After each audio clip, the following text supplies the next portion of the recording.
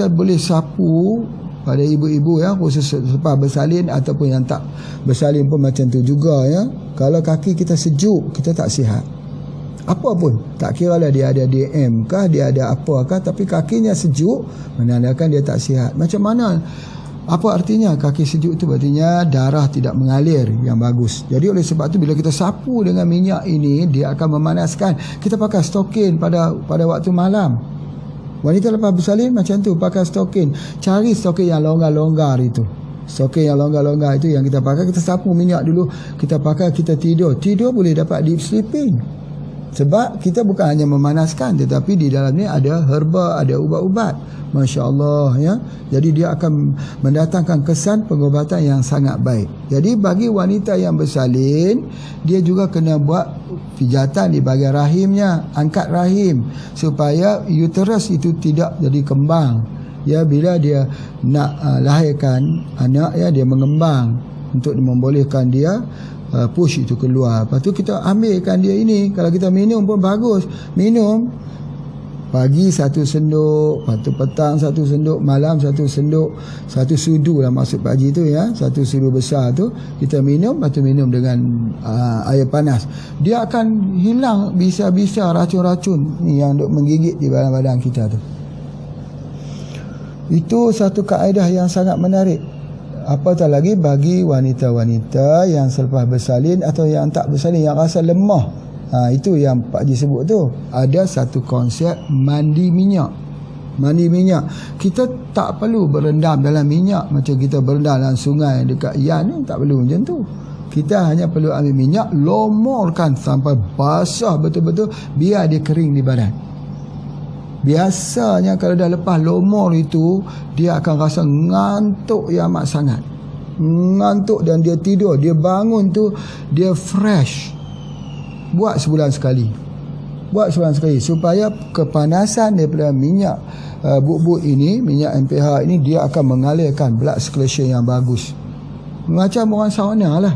Cuma sauna menggunakan daripada wap. Wap ya, bukan asap. Orang kata asap tak boleh. Asap dia perih, mata kita pedih.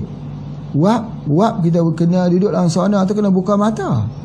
Buka mata. Itu menggunakan sauna wap, tapi ini menggunakan kepanasan minyak. Menarik sekali ni. Sapu, kalau orang tu tak sihat, sapu, mandikan dia dengan mandi minyak. Mandi minyak. Baik, apabila kita mandi minyak ni, jangan mandi lagi malam tu kita biasanya kita buat tu malam lah ya, ataupun kita buat sebelah pagi misalnya. Maka bila kita mandi minyak tu, kita lomor minyak itu, jangan tengah hari tu kita mandi. Jangan, biarkan dia duduk. Petang-petang nanti boleh mandi. Kalau waktu malam, besok pagi pun bolehlah kita mandi. Biar semalaman. Ingat ya, orang yang menggunakan minyak ni, dia tak boleh kena air. Badan kita, dia tak boleh kena air. Ya, kalau kita kena air itu, dia akan merosakkan kita punya saraf. Kalau bagi penyakit-penyakit yang serius lah. Jadi dia tak boleh. Lepas tu dia siram air, dia mandi. Tak boleh begitu. Ya. Itu dia kena jaga. Sama juga dengan orang yang lepas bersalin atau orang yang gugur. Orang lepas bersalin dan gugur, dia tak boleh mandi. Boleh mandi, tapi tak boleh siram di bahagian kepala. Siram di bahagian kepala, dia akan melemahkan seluruh tubuh badan. Jangan siram di atas kepala.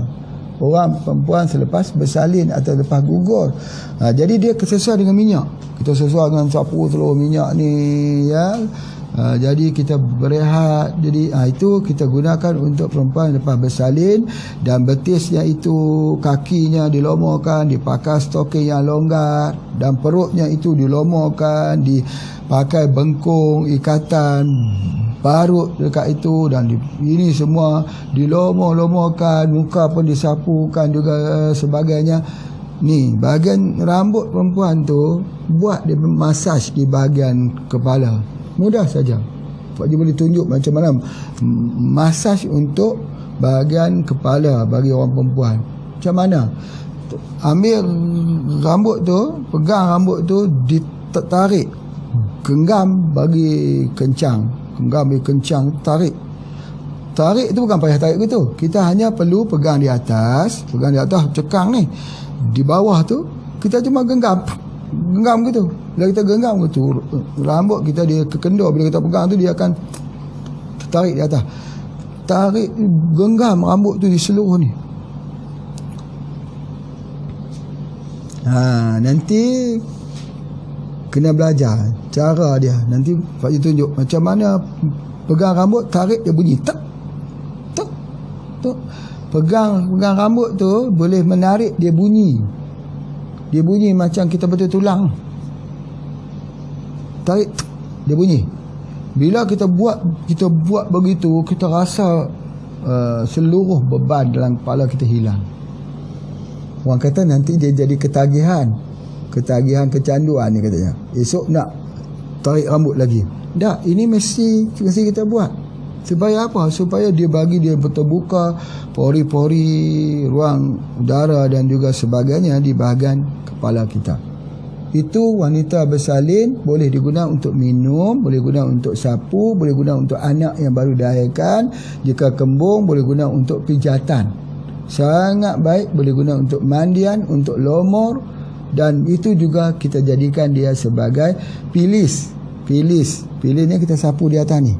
Sapu di atas ni mengelakkan daripada kembangnya urat-urat mata, nanti dia jadi kelabu, ya, nanti matanya bertambah terang bila kita gunakan ni. Jangan risau, sebab ni semua adalah herba. Banyak herba di dalamnya itu yang akan berfungsi walaupun dia dalam bentuk arang aktif, karbon aktif. Itu khusus untuk wanita yang selepas bersalin. Jadi apa kelebihan lagi kalau kita minum? Tadi kita sapu, ya, kita minum untuk apa kelebihan? Salah satunya kelebihan ialah untuk cacing. Untuk orang yang ada masalah cacing, anak-anak yang ketika dia tidur waktu malam, kita tengok dia keluar peluh keringat di bahagian kepala ni, dia tidur macam tu. Tidur macam orang duk sujud tu. Dia tidur lebih kurang macam tu lah. Itu kita bagi juga dia minum. Kemudian satu lagi yang paling bagus sekali, asma. Untuk asma, minyak digunakan untuk asma. Ini adalah merupakan salah satu daripada teknik pengubatan asma yang ada di dalam masyarakat kita. Orang asma dirawat dengan minyak. Pelik. Kita patutnya asma ni kita tak boleh hampir dengan minyak, tapi tidak. Betul, dia bagi minum kepada orang asma tu, dia memperbaiki paru-paru. Sebab apa? Sebab karbon aktif di dalamnya itu menangkap gelombang-gelombang angin yang ada di dalam fluid yang ada di dalam bronkial di paru-paru tersebut. Masya Allah, ini ajaib. Jadi bila orang tu asma, kalau dah setakat dia tidur malam hin, kita sapukan saja di sini. Sapukan di sini sebab apa? Dia akan memanaskan bahagian dada ini. Tapi kalau dia parah, baru kita bagi dia minum. Dan bila kita minum tu, insya-Allah pernafasannya akan jadi panjang. Sebab apa? Sebab apa? Bukan sebab dia punya oksigen, bukan. Sebab di dalam paru-paru itu ada mukus. Mukus itu pecah. Mukus itu terlerai. Ya, jadi encer, dia jadi cair dan dia dikeluarkan. Menarik ini. Ada dua mukus yang tubuh badan kita yang boleh distabilkan melalui MPH ini. Mukus di perut satu, mukus dalam perut ya satu, yang satu lagi mukus di dalam paru-paru. Sebab itu kita boleh guna untuk asma.